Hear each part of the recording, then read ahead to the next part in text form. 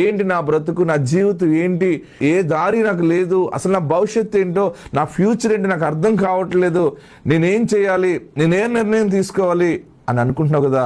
పరిశుద్ధాత్ముడు ఈ దినము నీతో మాట్లాడుతున్న మాట, 4 వాయువుల్ని ఏ రీతిగా వ్యాప్తి చెందేలా చేశానో 4 వాయువులంతగా నేను నిన్ను వ్యాపింప చేసి ఉన్నాను. దేవునికి మహిమ కలుగును గాక.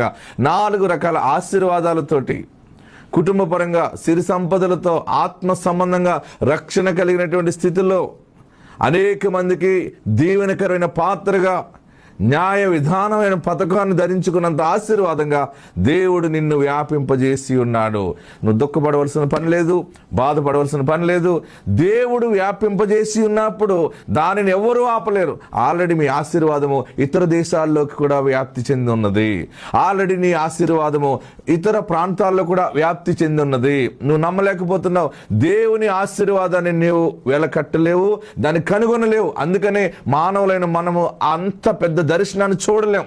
కానీ దేవుడు గొప్పవాడు కనుక నీ పట్ల, నీ భవిష్యత్తు పట్ల బలమైన ఆశీర్వాదంతో, బలమైనటువంటి ప్రణాళికతో ఆయన రూపొందించి నీ ముందు ఈ ప్రార్థనా శక్తిని పరిచర్య ద్వారా దేవుడు నీ ముందు పెడతా ఉన్నాడు. ఎలాంటి ఆశీర్వాదం అంటే 4 వాయువులంతగా దేవుడు నిన్ను వ్యాపింపచేసి ఉన్నాడు.